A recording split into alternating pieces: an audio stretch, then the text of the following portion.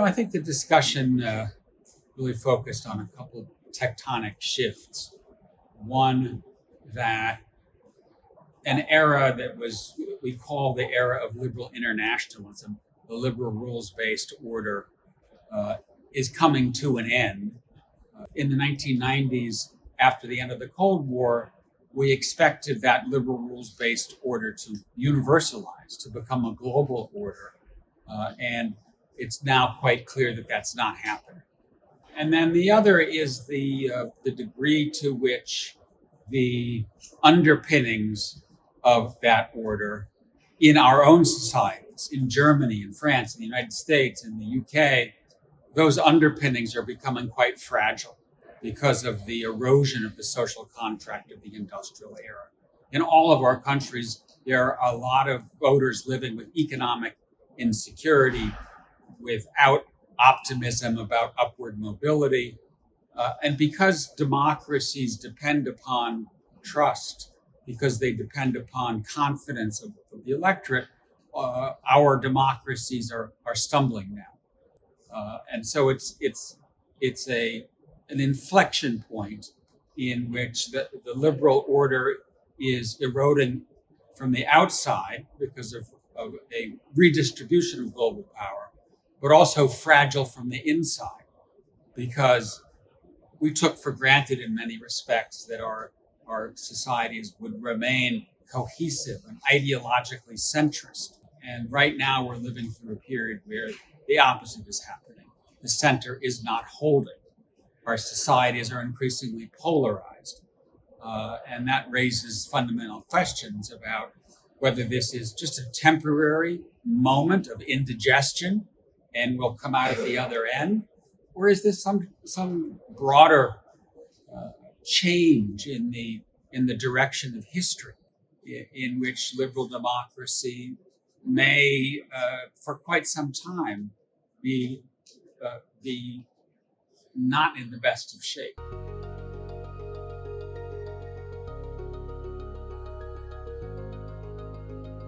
If there are wars out there that we're not focused on as much as we should, they're probably in Africa. The Sudan situation, terrible in terms of suffering, dislocation. I think that if there's a war that is sort of most prominent now, it's Ukraine, and that's simply because it animated great power rivalry. Right? We knew already that as the era of what we called unipolarity, a world dominated by the United States, as that era came to an end, we expected to see more competition. But that competition has arrived ahead of schedule. And that's because Russia has launched a major war against its neighbor. That war is very close to the borders of NATO and the European Union. There is here in Germany a sense of existential fear of a sort that is in some ways unprecedented.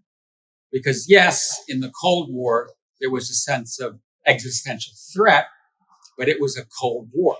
We now have a hot war going on. Bombs are falling. Hundreds of thousands of people are being killed and wounded. And because China has supported Russia, it has created a new moment of geopolitical fracture. I wouldn't go so far as to saying that Cold War 2.0 has already started, but it is a little bit too close for comfort.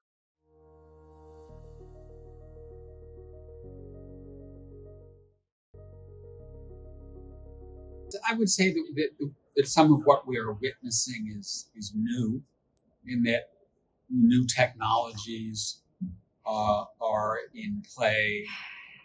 Unmanned drones are playing a much bigger role in Ukraine than in any previous conflict.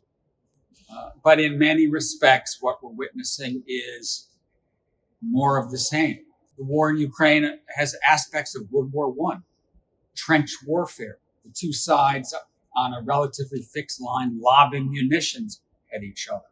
What we're seeing in Gaza is yet another round of the bloodshed that we have seen in the Middle East too often.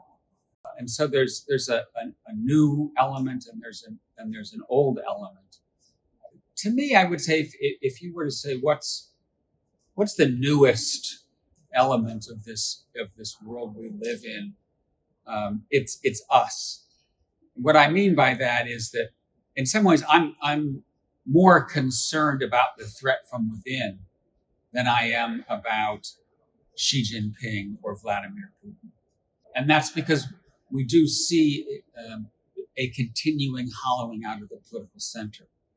We do see in here I speak as an American, someone who lives in Washington, a political landscape that is almost unrecognizable, with a president who is testing the boundaries of the rule of law, with an administration that is in some ways trying to coerce universities and law firms and businesses.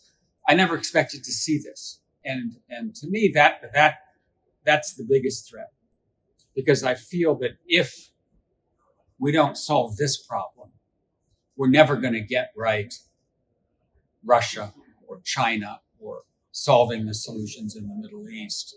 If we do get our liberal democracies back in good working order, then we will be able to deal with those external problems. And so I think strength starts at home. And so for me, the top priority is to get our democracies back in good working order.